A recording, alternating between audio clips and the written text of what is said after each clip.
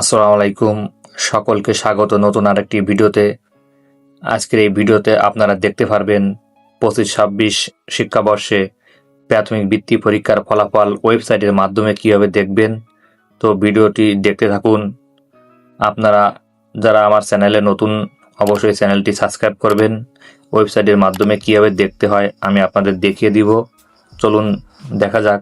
ওয়েবসাইটের মাধ্যমে প্রাথমিক বৃত্তি পরীক্ষার রেজাল্ট দেখার জন্য আপনার ফোনে থাকা গুগল ব্রাউজারটি ওপেন করবেন। এখানে ওপেন করতেই এখানে একটি সার্চ বার পেয়ে যাবেন। তো এই সার্চ বারে আপনারা প্রাথমিক বৃত্তি পরীক্ষা 2025 লিখে সার্চ করবেন। অবশ্যই এখানে প্রাথমিক বৃত্তি পরীক্ষা 2025 লিখে আপনারা এখানে সার্চ করবেন। এখানে অবশ্যই সার্চ করবেন। সার্চ করতেই দেখেন আমি এখানে প্রাথমিক বৃত্তি পরীক্ষা 2025 লিখে সার্চ করছি।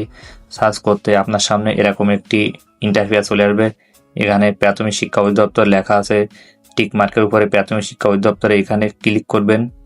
এখানে ক্লিক করতে আপনার সামনে এরকম একটি ফর্ম চলে আসবে, যেখানে লেখা আছে প্রাথমিক বৃত্তি পরীক্ষার ফলাফল, রোল নম্বর অনুযায়ী একক ফলাফল। এই ফর্মটা চলে আসবে। তো এখানে দেখেন পরীক্ষার সন। এই পরীক্ষার সনে আপনাদের এখানে সাল সিলেক্ট করা আছে 2025 সাল এখানে সিলেক্ট করা আছে। আপনাদের আর সিলেক্ট করা লাগবে না। দেখেন প্রাথমিক বৃত্তি পরীক্ষা 2025 এই সালটি সিলেক্ট করা আছে। তো আপনারা এখান থেকে নিচে দেখবেন রোল নাম্বার। দেখেন এখানে রোল নাম্বার দেওয়া আছে।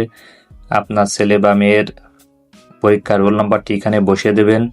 এখানে রোল নাম্বারটি বসানোর পরে নিচে দেখেন সাবমিট করুন লেখা আছে। আপনারা এই সাবমিটে ক্লিক করবেন। ক্লিক করতেই আপনার সোনামণির রেজাল্ট চলে আসবে। আর যারা পরীক্ষার রেজাল্ট পাবলিশ হওয়ার আগেই এখানে সার্চ করবেন, তাদের ওখানে লেখা আসবে কোনো তথ্য পাওয়া যাচ্ছে না। তো আজকের এই ভিডিওটি এই পর্যন্ত। ভিডিওটি ভালো লাগলে চ্যানেলটি সাবস্ক্রাইব করে পাশে থাকবেন।